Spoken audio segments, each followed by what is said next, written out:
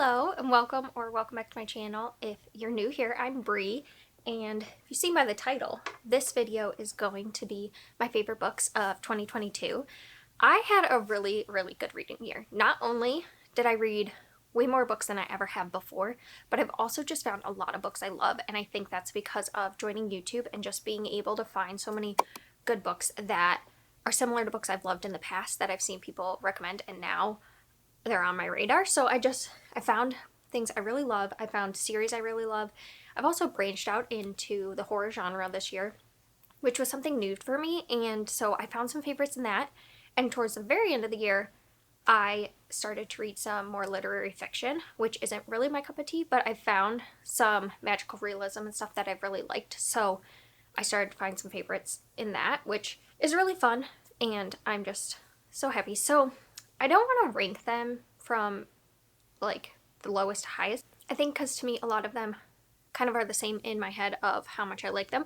So really I'm just going to go through them, but I do think I have a favorite, so I'll save that one for the end. But yeah, let's get started. Oh, and actually before we start, I would love to know what your favorite books of the year are. If you want to just leave one or you want to leave them all down below, I would really love to know, because I always find that so fun to talk about people's favorite books of the year, because it's always such a good feeling to find a new favorite book. And yeah, so if you want to leave a comment down below and let me know, I would love it. And also if you want to subscribe, I would also love that.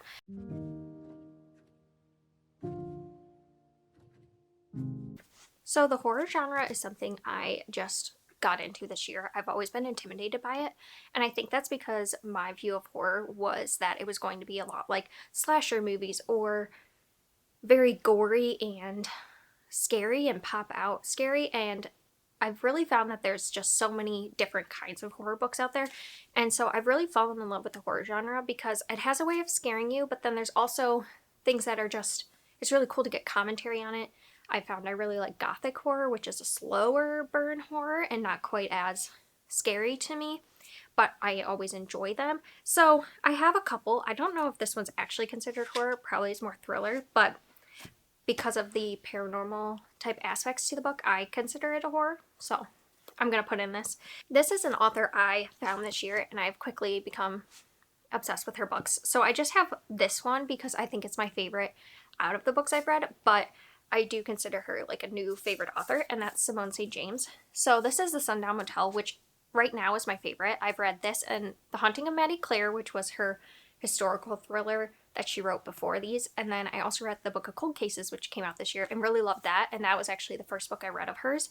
But this one I think I like even more than The Book of Cold Cases. So the thing that Simone St. James does is she always is doing like dual timeline perspectives. At least I don't think she didn't do that in her older book, but in the newer books she tends to do dual timeline.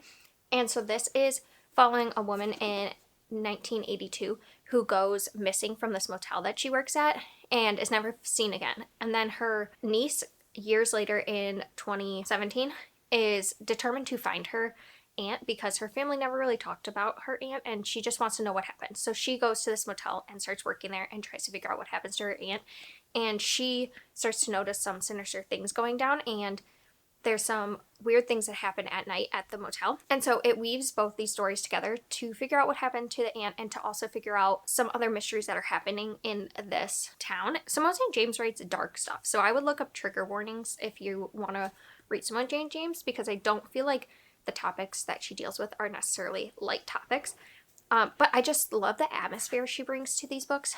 I really can feel that motel setting come off the pages, and I also really like the dual timelines. I think she weaves both stories both really well together, but also they can stand alone on their own. And I could not put this book down. I had to know what happened.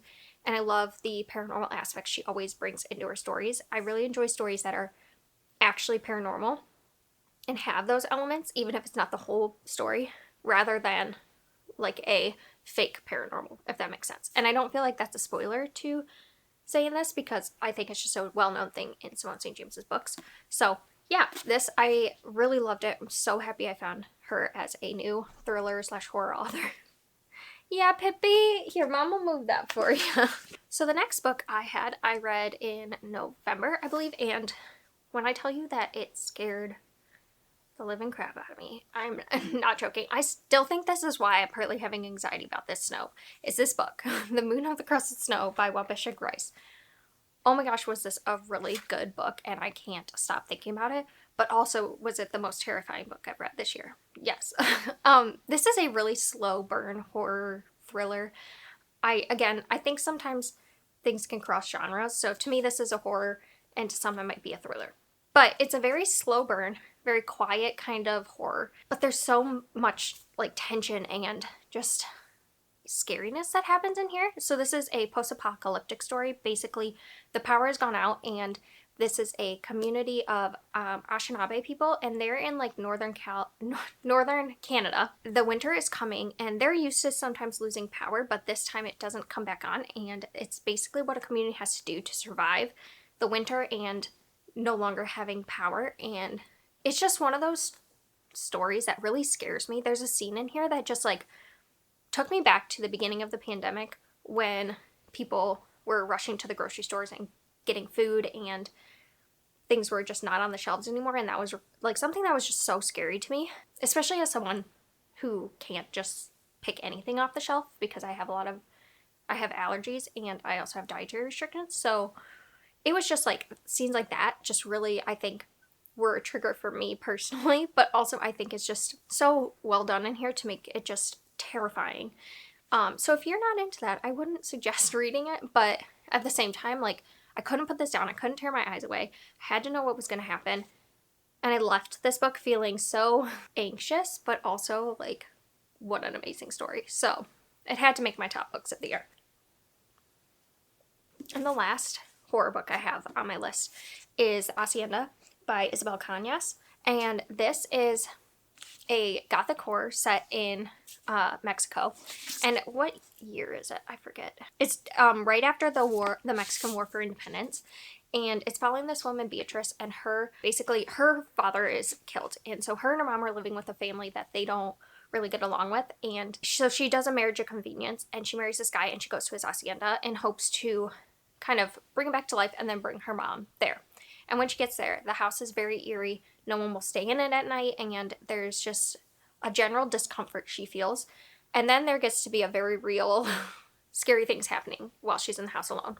And her husband ends up leaving, and so she's at this house alone with his family and just trying to navigate this new life while also navigating a haunted house. And then there's a perspective of a priest who's going to help her rid this house of its ghosts.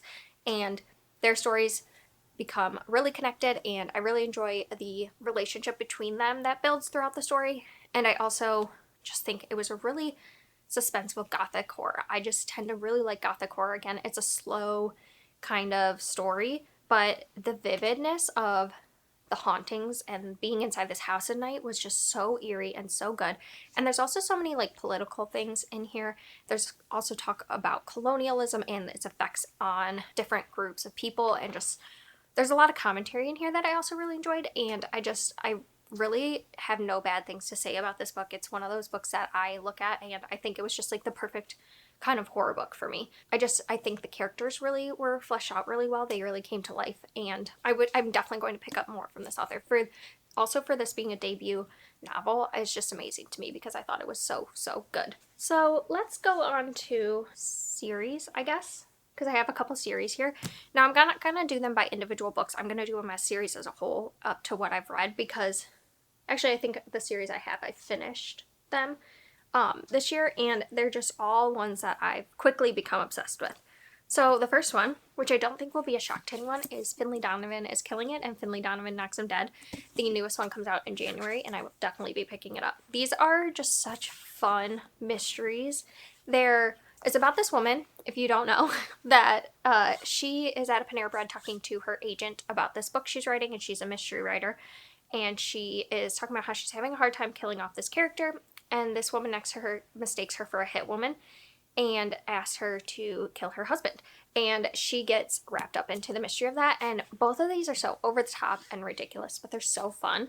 And I love Finley, I love Vero, I love just the dynamics, the friendship, but also just the shenanigans that go down in here. It's like, I feel like I have such a hard time seeing how she's gonna get out of this, and then the ways it develops are just so fun and ridiculous and over the top. And if you just want like a good time mystery that you can like laugh out loud, I really suggest these. I also really suggest the audiobooks. I think that they're really well done. Yeah, this series is something I've just laughed out loud while reading, and it's not something I usually do, but I was laughing out loud. I was having to read lines to Noah. I made my sister read it. She binged them so that I could have someone to talk to about them. I'm so happy I found this series because I like reading a lot of dark things, but then sometimes you just need some fun in your life, and these were exactly what these are. And these are exactly, and these are that. We'll go with that. I guess this one I have one left in the series to read, but I read 6 of them this year, and I will get to probably the 7th one just this week, but I just haven't got to it yet. And that is the Wayward Children series by Shauna McGuire. So the first one is Every Heart a Doorway, and these are portal fantasies where children are sent through portals to different worlds, and then one day they end up back in the real world. They have to navigate life as if those portals never existed, and so then a lot of them are sent to this home for wayward children, and basically they are taught kind of how to survive in the world that they now live in, but also still keep the worlds alive that they used to live in. And the odd ones are set in the school. The even ones are portal ones where you're in the story of like them being in their portal and what happened while they were there. And they're just really quick novellas that are really good stories. I think they deal with what it's like to be growing up and feeling different and all the different things that kids and people go through in life and how it can be hard, and going to these portals are a way for them to kind of learn self-acceptance and things like that, and I really, really enjoy it. I think my favorite one so far is In an Absent Dream. This deals with the goblin market, and it deals with Lundy, which is a character from the first book that we meet, and I just really connected with her story, and I really liked it, and I liked the goblin market and how you kind of have to choose your words carefully, and just like all the ways you have to navigate language. I thought was really interesting. I really like them all. I haven't disliked any of them, and I just think each one's so unique. The last one I have is Where the Drowned Girls Go, which I think is going to be underwater, so I can see that one being a favorite because I do really like water-based stories. So yeah, this series for sure has become a favorite of mine. So the next series I have is one that I read the whole series this year and just fell in love with the characters, fell in love with the story. That is The Extraordinary Adventures of the Athena Club. The Strange Case of the Alquist's Daughter by Theodore Goss is the first one, and then we have The European Travel for the Monstrous Gentlewoman, and then finally The Sinister Mystery of the Mesmerizing Girl. They are a interconnected trilogy, so it's not standalone, each one separate story. This is a full story from start to finish in these books. I am doing this out of order. Here we go. In these books. So this is basically following Mary Jekyll, and her mother dies, and she ends up finding her sister in this home for, it's like a nunnery, and finds out that her father, who was Dr. Jekyll, when he was Hyde, he had a daughter, Diana, and so she finds out that Diana has been this place, and it leads them on this whole mystery where they meet other girls who are daughters of like scientists that have done experiments on humans. And so there's Frankenstein in here, there's Dr. Moreau, there's Dr. Rabinacci. So it's all these different like scientists from different stories that have been told throughout the ages of mad scientists, basically. And then there's also Sherlock Holmes in here and Watson, and they are also working with them to solve these mysteries. And one thing that I love about these books is that they also have interjections. So Catherine, who's one of the main girls, is writing the story, and she is writing, and then the girls will like have interjections where they say stuff about the story as they're reading it, and I just think it's so fun. It's so endearing. The characters, the found family in this is one of my favorite things. They all come together, and they're all so different, and they all have their quirks, and they make fun of each other, but then they all accept each other and become like a family. And I really, really enjoy found family tropes. That is something I realized that I kind of makes a book for me, is really good found family, and I feel like this series has one of the best ones I've read, and it's so fun. It really encompasses a lot of things that I love, witches, like I said, found family. There's really good characters in here. And then also, I love retellings, and I love seeing how retellings can flip things on their head. So I love that Sherlock Holmes is in here, and I love that Dr. Jekyll and Hyde and Frankenstein and all these stories are getting a new life to them, and just seeing how it is done is really cool. And I love all the travel in here. There's a lot of, especially in this one, there's a lot of travel throughout Europe, and I loved seeing that. And I just love these. They're really, really sweet, endearing books, and I love the interjections. I love it all. So I would highly recommend it if you haven't checked it out already. I know it's not going to be a series for everyone, but it's just one of those that is so near and dear to my heart. So then we've got a series I cannot stop talking about. It's become probably my favorite series this entire year and probably all time right now.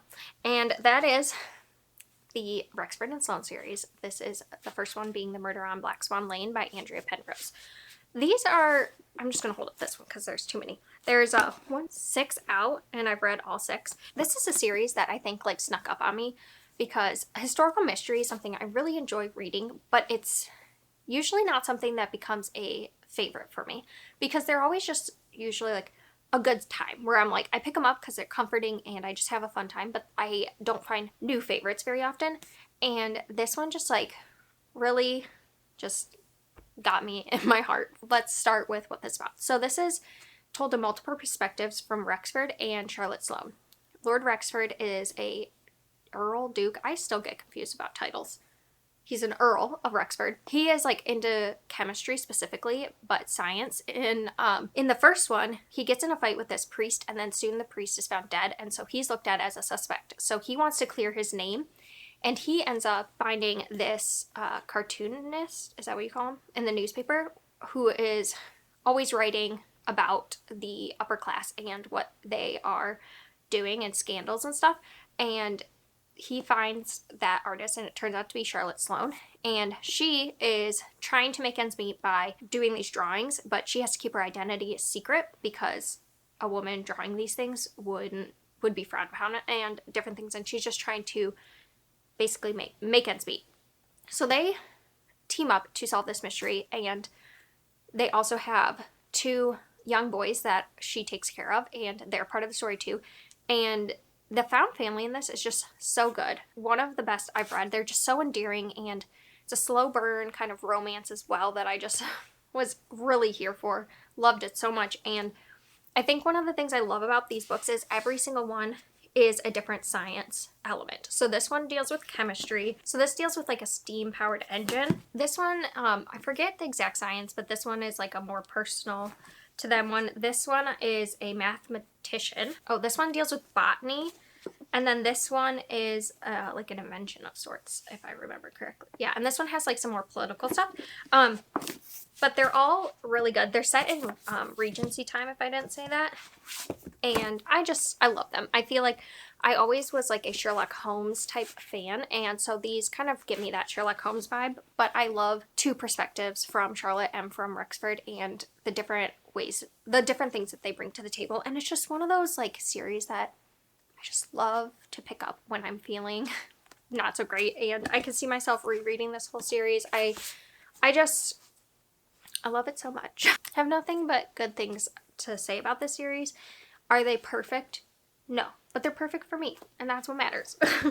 Okay, the last like series, this is more of a duology, but this one is really surprising that it's on my top books because I was a firm believer that sci-fi was just really not my thing, but I think that's because I've had a vision of sci-fi, just like horror, that has been wrong. And so I don't love like giant space epics, and in fantasy too, I don't love big epic adventures.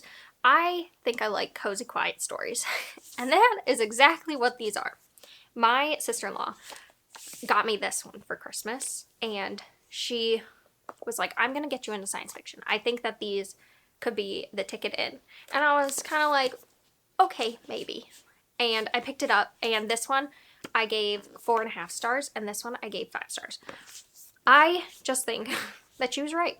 They are cozy, quiet stories about what it means to be alive and human, and they're philosophical, and basically, I guess I should get into what it's about. You're following this tea monk, and they're kind of unsatisfied with their life, so they decide to go off on this adventure in the woods to find themselves. And while they're there, they find a monk, or a robot, who is called Mosscap, and they just start kind of going through trying to get back to civilization because Mosscap's on a mission to find out what humans need. And so they're just talking about that concept, like, what do humans need? And it's a lot of philosophy. It's a lot of what life is about and what does it mean to be human and things like that. And the friendship that they develop is so sweet, and I love it so much. And I just think these books are the perfect cozy sci-fi story. So if you are like me and you don't think you could like sci-fi, but you like cozy stories, I'd highly suggest this. Also, Becky Chambers' world building is so good. It's so vivid. It really paints a picture. There's like a town that has like houses in these trees, and the way that they're described is just so beautiful. The tea monk side of things, of when they're like training to be a tea monk and when they're serving people, I loved so much. I loved learning about that. And so there's all these just like quiet moments in here that really make this book worth it for me. And they're really sweet, quick stories, so I would highly recommend them. But they really have a place in my heart. They've become all-time favorites of mine, and I'm gotta admit, I was very skeptical that I would like these, and I did. And so now I found out cozy sci-fi could be my thing. So if you have any cozy sci-fi recommendations, please leave them down below. Speaking of cozy, this vlog has not come out yet. Maybe it came out. I don't know when this is going out, when that's going out, but if it is out, you will see that I love this book so much. It's a cozy fantasy. Everybody's been raving about it. Says low stakes, high fantasy, and that is exactly what it is. So you're following Viv, who's an orc, who has been fighting her whole life and wants to get out of the game and just start a coffee shop. So that's exactly what she does. And she ends up hiring Tandri, who is a succubus, and then there's Thimble, who is a mouse, and Cal, who I think is just human. I can't remember. And they all just build this coffee shop, and it's about brewing coffee and found family, friendships, things like that, and just coming together.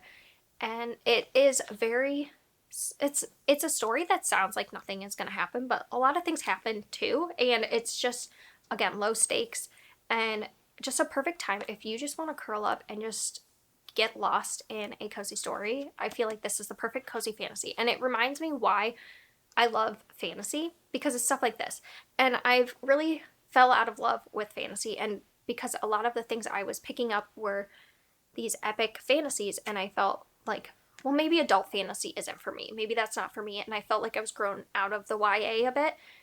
And so I just was like, I don't know where my fantasy place is. And after picking up this, and after picking up some other ones that you'll see, I realized it's in cozy fantasy. It's in smaller worlds and kind of lighter magic. It's not really well defined or well explained, but just cozy stories within a fantasy realm is just for me, because I loved this so much. I will reread this as well. And Thimble has my heart. I just gotta say. So yeah, if you haven't picked this up and you're wondering if it's worth the hype, I think it definitely was. So that brings me to my other kind of cozy fantasy, though this one is a little darker, but it's Nettle and Bone by Tiki Fisher. Tiki Fisher has become a fantasy author that I've just loved. I've read Nettle and Bone. Tiki Fisher also writes horror, so I read What Moves the Dead and really loved that. And then I've also read Sword Heart, which I don't own, but I really want to, which is a cozy fantasy romance, and I loved that one as well. But this one was the one that I just fell in love with the most, and it's a dark fairy tale. Our main character, Mara, she has a sister who is married to this evil prince, and she is determined to kill him because her sister keeps having to be pregnant. And she's worried that if her sister dies, that also she will be married to this prince. And she also doesn't want her sister to be going through what she's going through. So she goes on a mission to kill this prince. And she has to do these impossible tasks. And there's a demon chicken in here. There's a bone dog in here. Tiki Fisher really does like quirky cast of characters really well. Like unconventional found family. And I just love it. She also has like animal companions like Bone Dog that I just love in her stories. And it's a really fun story for me. I just really like those slow, cozy stories that are kind of an adventure, but it's not At no point does this feel so overwhelming, high stakes. Again, it's just a world that you're kind of thrown into, but feels very vivid, but doesn't need a lot of explanation for magic and things like that.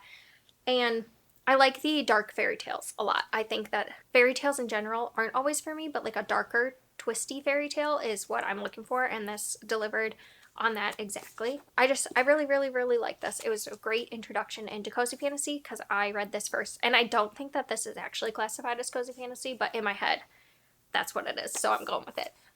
I'm gonna be binging the rest of Tiki Fisher's backlist because I love it. There's a Wizard's Guide to Defensive Baking that I've heard is really, really cozy as well, and so that is what I'm looking for to be my next probably Tiki Fisher.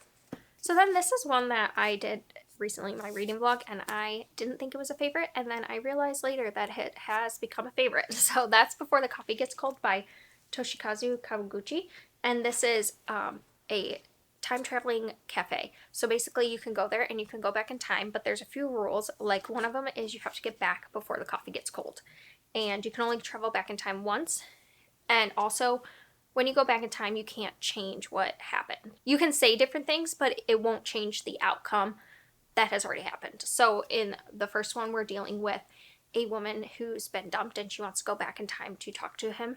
And it's, would you go back in time if you couldn't change anything? But also, what would you try to change if you went back in time? And I just feel like this is so interesting of how the stories weave together. They're 4 separate stories, but they're all, you can see them weave together throughout.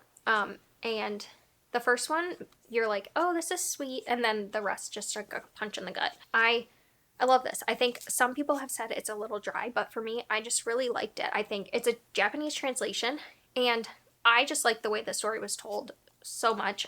I don't have any complaints about it, really. I thought it was great, sweet story, and just really made me think about life and death and what would I go back in time and change, and would I go back if I knew I couldn't change anything, and all those things were just really interesting. And there's 2 more in the series with 4 stories each, so they're just like perfect when you want to pick up just quick little story. Yeah, I loved it. I love the idea of a time traveling cafe. That's like perfectly up my alley. And this is considered, I think, literary fiction but magical realism, and this is what I'm talking about, that I didn't realize like stuff like this I could read in the literary fiction genre, which has just shown me that really I know nothing about genres or my taste, and that I need to branch out and try new things. All that to say is this one was a sneaky little favorite. I didn't think it was going to be in there, but then it found its way into my heart. Now, a quick little honorable mention before we get to my favorite book of the year.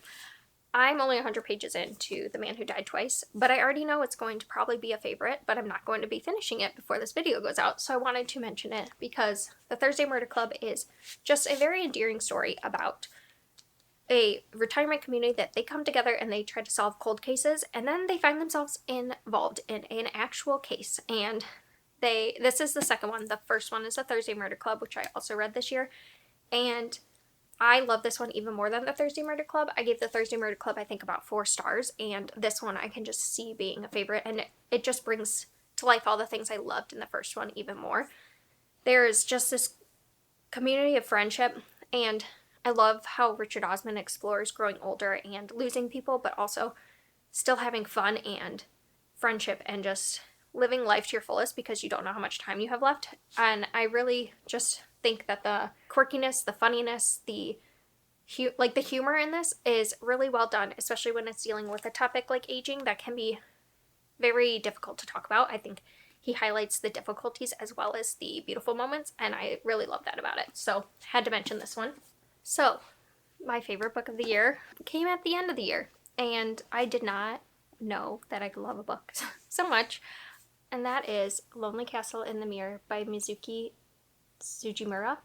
And this is a magical realism type book that is basically about this girl who is not going to school because she's been going through something and she is having a lot of anxiety. And one day while she's home, she sees her mirror get a light blue and she ends up getting pushed into this castle with 6 other students, and they are told that they can stay there from, I think it's like starts in May.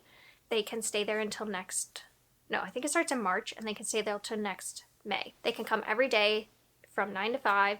Japanese time, and they can stay in this castle, and they have this game that they can also look for a key that will give them one wish, but only one person can get the key and have a wish. And so they have to kind of work together in a way too, and if they don't leave the castle by 5, they will get eaten. It's just like a story about each person and how they're all going through something and how they can come together as friends. And I feel like it's just really a character study. The characters in here are just so different, and how they can come together and accept each other is really something I love. It's again kind of a found family element, and just the friendships in here, they're just so sweet and wholesome, and it's just a story about how everyone's going through something and everything, and everybody has something that's very hard for them and how they can come together. And I must say, like, I really loved the beginning of this story, and the last bit of the story just really sealed the deal for me. It was so beautiful. It had me crying. I loved it so much, and I didn't see it coming where it was going, and I just couldn't handle it. It was so good. I will definitely be reading more from this author, because I feel like the way that just the human experience is portrayed in this book is just so beautiful. And it's all told from the perspective of Koriko, and I really liked getting her perspective and just seeing the world through her eyes, and being just a kid who's going through stuff. It was just so powerful. I feel like I want to say so many things about this book, but for some reason none of the words are there like they are with the other ones. It's one of those books that I just like know in my heart is a new favorite book that's going to stay with me forever, but like I just having a really hard time saying why that is. This book really made me realize just how much I always say I'm a plot first, then character, then atmosphere reader. And I was talking to my husband Noah about this, and he was saying that he thinks I'm actually a character first reader, then plot, but they're kind of close together, and then atmosphere is like really down low. But he thinks I'm more character centered, and I was like, no, I think I am plot. I need a good plot. If you give me nothing in a book, nothing happens, I'm not going to like it. And then I read this, and I was like, oh no, you're right, because then it made me also think about all the books I have on this list, and so many of them I love because of the characters. And it's not because of the plot, because a lot of them have a very slow plot or a very small plot, but they just have really, really good characters. And that is something that this book has. It's just really, really well fleshed out characters that I really connect to and I really feel for. And so I guess I'm a character reader. Something I discovered about myself. Didn't think that, but I guess I am. So these are all the books. Let's see. Can I get them all in the picture? So there are all my favorite books of the year. There's been a lot. I feel like this year was the best reading year I've ever had. And I found so many things I just really, really love. And I felt like a little like I should have hated more books. For some reason, I was feeling like I was being too nice to books this year. And then I was like, that's a crazy thought. You're allowed to love books. And it's specifically like really good that I picked up books that I thought I was going to like, and then I did, you know? I don't want to be picking up books that I actually hate. I want to be reading books I love. And so I'm just really happy I've had such a great reading year. I hope you've had a great reading year. Hope you found books that you love. And if you didn't, that's okay. I hope it gave you some perspective on maybe what you don't like, so that this 2023 you can have books that you really, really love. I'm hoping that you get that. And yeah, I really appreciate you watching. It's been a great year, and I've learned so much on BookTube, in reading books, in just my life in general. It's been a year of, as Kylie Jenner likes to say, discovering things, learning things. Anyway, it's been a great year, and I hope you had a great year, and just thank you for watching. If you watch all the way through, or if you watch my channel, or you've just popped in here and you're seeing this, thank you for watching, and I really appreciate it, and I will see you next year.